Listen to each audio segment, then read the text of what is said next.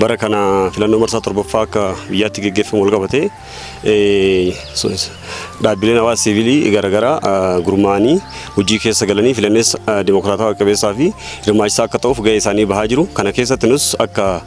jaarmiyaa dargaggoo yookaan immoo siviil soosaayitii tokkotti buufataalee qabnu hunda irratti jaarmiyaa kenna hiriirsinee gahee taajjabummaa kenna bahuudhaaf leenjii garaagaraa sadarkaa godinaatti aanaatti gandaatti kennaa turree jirra. Gama kanaanis hirmaachisummaan hawaasaa kun baay'ee dabalee jira jechuun danda'ama kanaan dura irra. Kana yoo jennu siviil soosaayitiiwwan garaagaraa kanaan dura naannoo magaala Finfinnee qofarratti daangeffanii sochii isaanii taasisaa turan amma haga sadarkaa gandaatti gadi bu'anii hawaasa mariisuudhaan filannoo duras guyyaa filannootii fi filannoo boodas hawaasni gahee isaanii akka bahuuf hubannoo babal'aan kennamaa turee jira jechuudha. Guyyaa filannoo duraa jechuun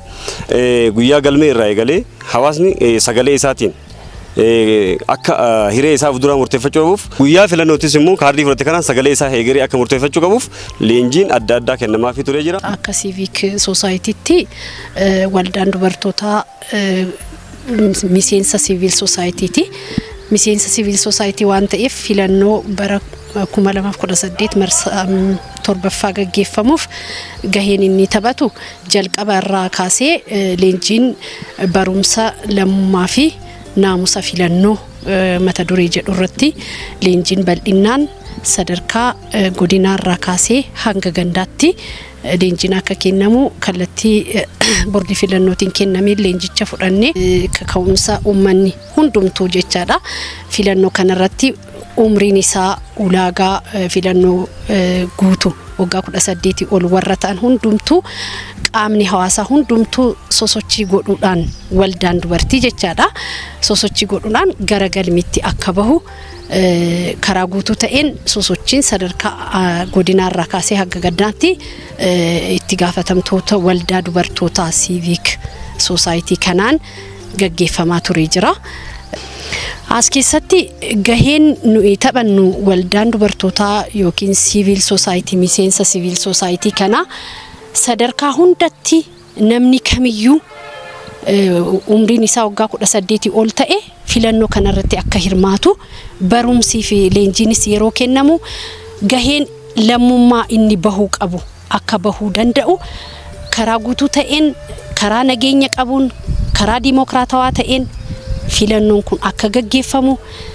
paartileen waliin morkatan karaa bilisummaa qabaniin olii gadi deemanii bakka barbaadanitti duulana filadhaa gaggeessuu akka danda'an bal'inaan hubannaan karaa kanaan kan kennamaa ture. Filannoolee marsaa jaffaa darbeef bara kana wal bira qabnee akka laallu ta'e jalqabuma hawaasni keenya biratti hubannoo bal'aa waan kennineef namni kamuu bahee kaardii filannoo akka fudhachuu qabu hojii hojjetame keessatti hawaasni garaagarummaan lakkoofsa kaardii fudhatee keessattuu daddargoon kenna marsaa jaffaa irratti hirmaatee fi kan marsaa torbaffaa irratti galmaa'ee wal bira qabnee kan laallu baay'ee kan dabale ta'uu isaati. Kun maal nutti mul'isa? Filannoon keenya haqa qabeessa dimokiraatawaa hirmaachisummaa akkasumas qaama kamii dhiibbaa qaama kamiitu irraa bilisa kan ta'e kan namatti mul'isu waan ta'eef naannoo kanatti illee hojii hubannoo uumnee keessattuu daddargeenni kenna bahee kaardii isaa fudhatee mootummaa yoo xiqqaate waggaa 5 itti aanu keessatti naaf ta'a hojiilee waliigalaa haala biyyaa keessatti guddina biyyaa keessatti hojjetamu keessatti naa bulcha jedhee itti amane kaardii isaa fudhatee guyyaa filannoo sanitti mootummaa mataa isaa kan akka filatuuf kan hojii hubannoo uumne keessatti kan hojjetamaa ture waan ta'eef filannoon bara kanaa haqa qabeessa dimokiraatawaa fi qaama hunda kan hirmaachisee fi dhiibbaa qaama kamiitu irraayyuu